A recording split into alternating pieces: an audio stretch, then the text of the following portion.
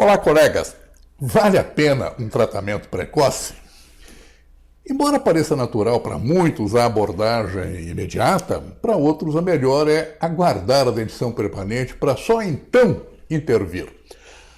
Onde está a diferença entre esses dois enfoques? Gente, o que podem esperar de mim ao longo desta aula é bem mais do que lhes oferecer macetes para posicionar dentes. Vocês encontrarão isso em vários outros lugares. Eu vou além. Afirmo-lhes que não basta olhar uma má oclusão. É preciso ver o que ela de fato representa. É mostrar-lhe todas uma riqueza de detalhes importantes que originaram esse aspecto final que vocês estão vendo. Único meio seguro para indicar o que de fato precisa ser feito. É ensinar-lhes que más posições dentárias são indicações seguras de que está havendo um desequilíbrio estrutural do sistema, do qual eles são apenas figurantes. É descortinar um panorama que vai além, muito além, dos meros dentes tortos. Sigam-me com esse caso clínico que foi conduzido por uma aluna de curso de especialização que coordenei há alguns anos atrás, e que pode ser um exemplo de como deve ser abordado um caso clínico. É preciso saber ver além das aparências. Me acompanhe. Antes mesmo da paciente abrir a boca, o que lhe sugere o posicionamento das órbitas? Nada? É importante saber o que isso representa. O que lhe parece um posicionamento do pavilhão auditivo? Não reparou? Está nivelado, desnivelado. Sabe interpretar o que isso representa? E agora o relacionamento labial. Fontes de informações que permitem tais diagnósticos verão nesse vídeo. Não significa algo de muito importante transmitido aos pais dessa criança? Há que destravar a visão terapêutica para além do limitado foco dentário. Olhar para essa falta de espaço, imaginar aparelhinhos para corrigir, supor apinhamentos futuros que possam sugerir extrações seriadas, ou então ouvir conselhos de fabricantes e aplicar alinhadores estéticos, ou então esperar a dentição permanente para só então fazer uma maquiagenzinha estética? Não. Não é por aí que essas trivialidades devem conduzir o raciocínio. O panorama sugere muito mais que essas leviandades. Vejam a seguir uma amostra de onde devemos colher informações e o porquê de sua utilidade. O diagnóstico amplo deve ser composto de várias fontes de informação, como o cefalométrico, calcado em análises biotipológicas, ou imagens digitalizadas 3D, tridimensionais. Além deles, um método morfológico, com dispositivos específicos para análise, o gnatostato. E o funcional, empregando informações colhidas no articulador semi-ajustável. No caso, eu emprego o Dentatus ARL. Em todo caso, verão isso logo a seguir. Cada um deles oferece informações específicas que a outra fonte, não tem condições de satisfazer. Ponto. O que vem agora é aquele baseado numa biotipologia, com informações de caráter estrutural, que é fundamental para dar uma visão geral do equilíbrio do sistema.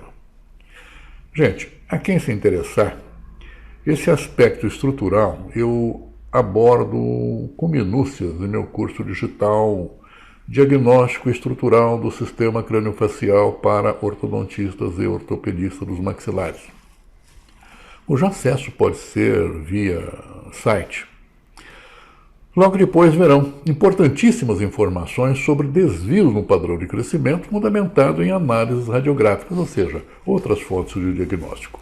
Por ora, nossa primeira preocupação é identificar as condições estruturais desse sistema craniofacial. Chama a atenção a grande discrepância angular no perfil anterior da face, com os fatores 1, com 6 graus, e 2, com 20 graus, sugerindo distoclusão mandibular acentuada. De início, há indicação segura de que o processo dentário, o problema dentário, é apenas consequência de desequilíbrios estruturais ósseos. Eles são consequências. Eles não podem absolutamente ser responsabilizados e a terapia sendo neles focada. O tratamento deverá corrigir esse equilíbrio que, de fato, foi feito, né? Em segundo lugar, o fator 3, um padrão rotacional posterior associado a um fator 4, rotacional anterior, que evidencia um desfavorável padrão rotacional divergente, um padrão que é predisponente a mordidas abertas esqueléticas e que deve ser considerado na correção. Ignorar isso é trágico. Há que saber o que precisa ser corrigido. O emprego de mini-implantes ou mini-placas fundamentam-se nessas informações diagnósticas. Corroborando no diagnóstico de distoclusão mandibular está o fator 6, indicando uma displasia óssea com padrão de crescimento com deficiência mandibular que exige ser considerada. E não será com alinhadores estéticos cuja opção parece ser daquele fulano que ouviu o galo cantar, mas não sabe aonde, está perdido. Mas verão em seguir como essas informações foram traduzidas em dispositivos terapêuticos. Além disso, chama a atenção nessa estrutura facial os ângulos basais superior e inferior, ratificando aqueles desvios no equilíbrio estrutural por indicar uma correlação dólico-lepto, ou seja, aquele padrão rotacional difícil, divergente e que vem a exigir muito bons recursos terapêuticos para quem enxerga, para quem vê isso, podendo, entre outras medidas, envolver como terapia as mini-placas e emprego de cantilevers com mecânica segmentada. São muito próprias para isso.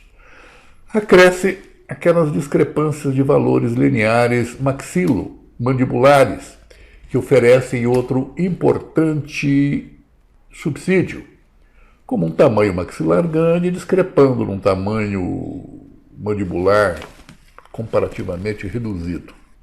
Aqui embaixo vê-se uma síntese dos valores angulares e lineares e de relações entre si, e que dão informações bastante sucintas, resumidas, mas que permitem uma análise rápida a respeito das condições gerais de equilíbrio do sistema que nós estamos analisando.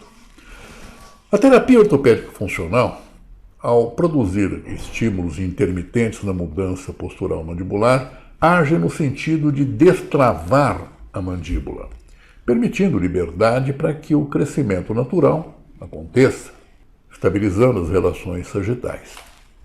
Este é um aspecto músculo-esqueletal do diagnóstico.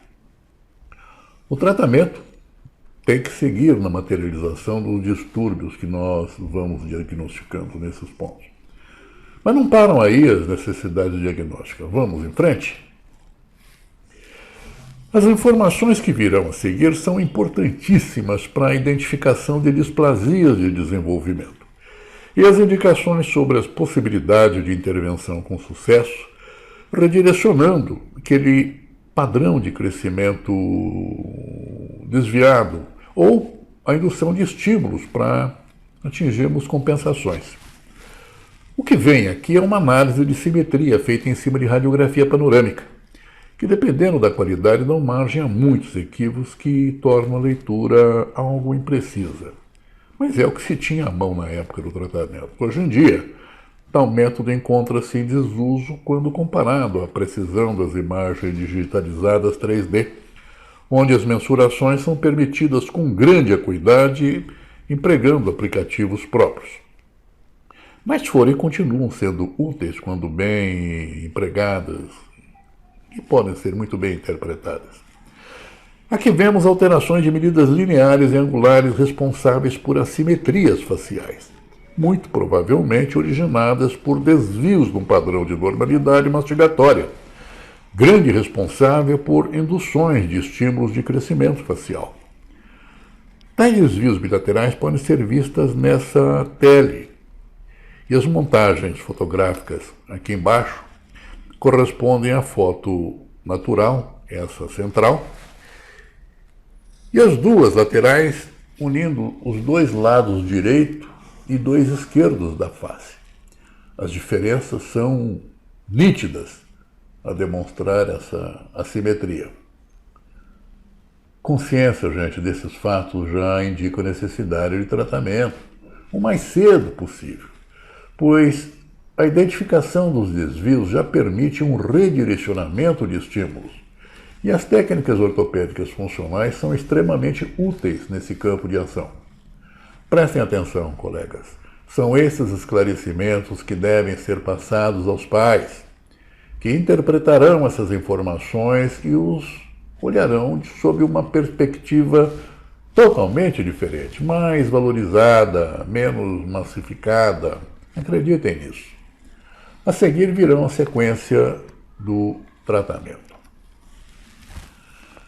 Não tenho as fotos do dispositivo ortopédico funcional empregado nesse caso.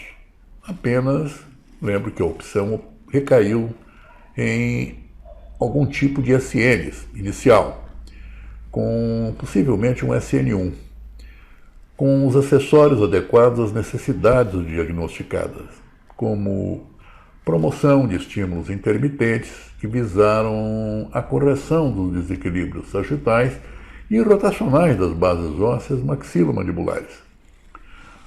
Os diferentes dispositivos que verão nessas fotos sugerem alternativas técnicas viáveis à resolução de problemas estruturais.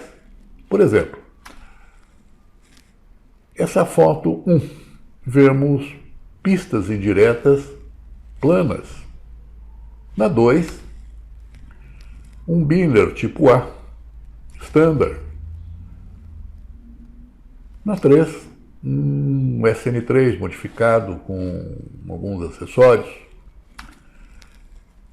Na figura 4, um SN6 com saltos e barras onduladas duplas, inferior.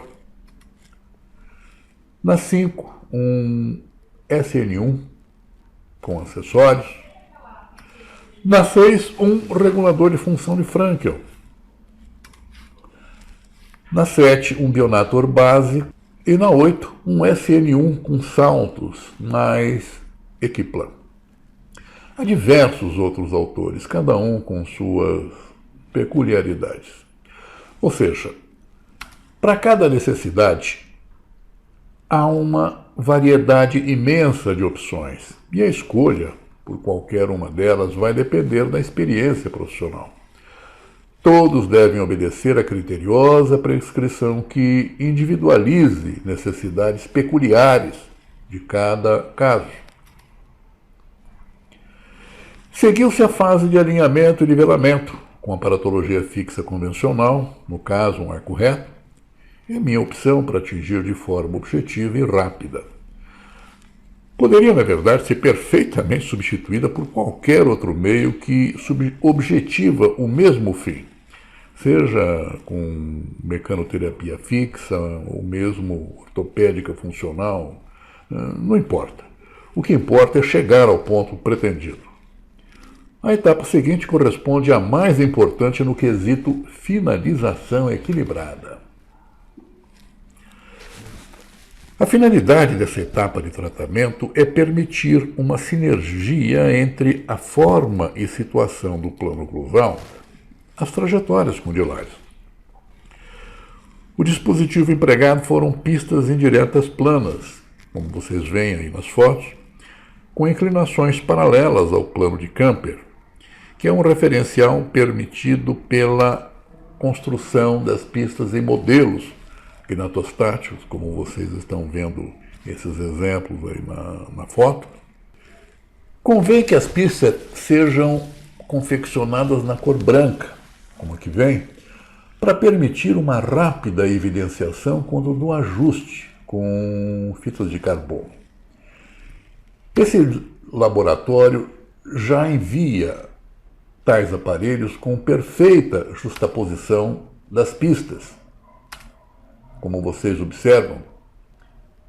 Mas convém, logicamente, o profissional ajustá-la na boca do paciente, conferindo a precisão de contatos com as fitas de carbono.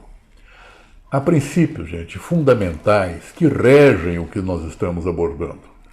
Recomendo aos colegas o estudo do método interpretativo desse mestre chamado Pedro Planas, que dedicou sua vida ao estudo da análise estrutural do sistema e aos fatores contribuintes para o perfeito direcionamento do padrão de crescimento e desenvolvimento craniofacial, bem como os princípios terapêuticos reabilitadores. Meu estágio com ele em Barcelona há mais de 30 anos permitiu-me enxergar muito mais além do mero posicionamento dentário a que eu estava acostumado. Seus ensinamentos extrapolam a ortodontia, a ortopedia ou qualquer outra especialidade, situando num patamar de destaque junto a outros eminentes mestres da ciência odontológica. Bem, após essa etapa, acompanharão o andamento do caso, onde a finalidade é a organização via alinhamento e nivelamento, que é uma parte importante, mas não suficiente para o equilíbrio final, como vou justificar a seguir. Vejam a seguir como se constata o equilíbrio final dos movimentos excêntricos mandibulares, aqueles empregados na mastigação fisiológica natural. Aqui reside a etapa dos procedimentos para a finalização equilibrada do tratamento.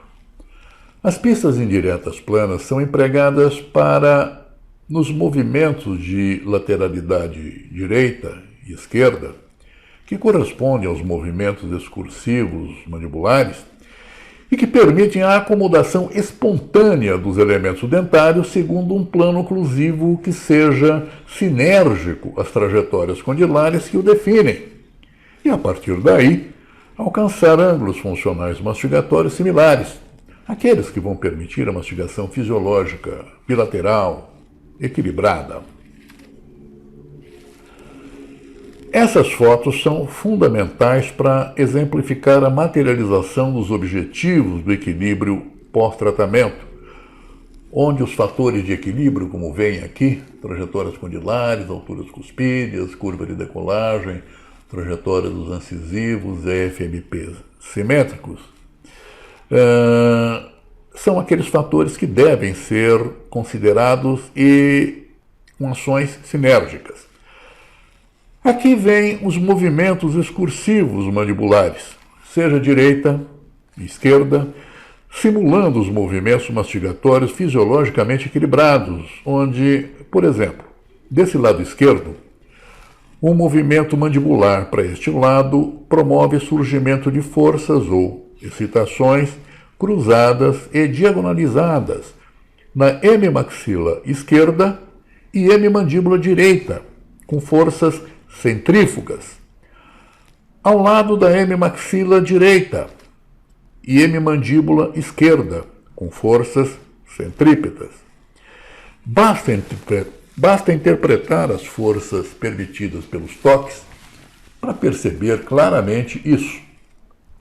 São esses toques simultâneos de forças equilibradamente distribuídas nas peças dentárias em oposição é que vão permitir a estabilidade oclusal pós-tratamento, pois são elas as responsáveis pelo equilíbrio na finalização.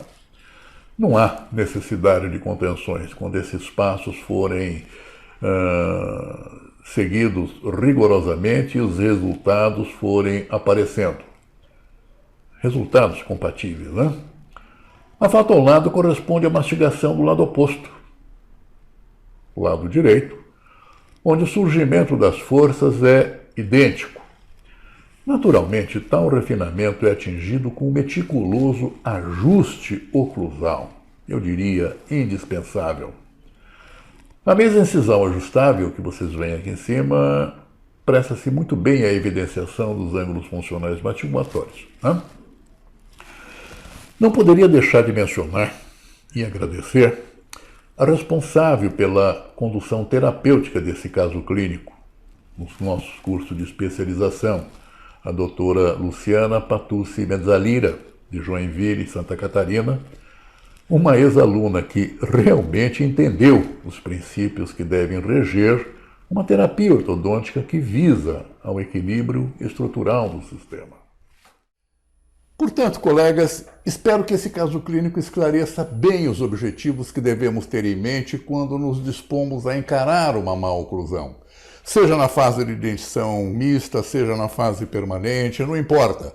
O objetivo final sempre deve ser o de enfocar o aspecto estrutural do sistema, identificando o equilíbrio entre seus vários segmentos responsáveis diretos pelo equilíbrio e harmonia dos elementos dentários, que eles são consequentes, né? Finalizando, a opção entre os vários dispositivos corretivos deve recair naquele que atenda na íntegra às reais necessidades de um amplo diagnóstico estrutural venha a indicar. A mensagem principal desse vídeo foi para destravar enfoques terapêuticos limitados, alçando-os a um patamar mais amplo de visão diagnóstica. Aceitem um forte abraço.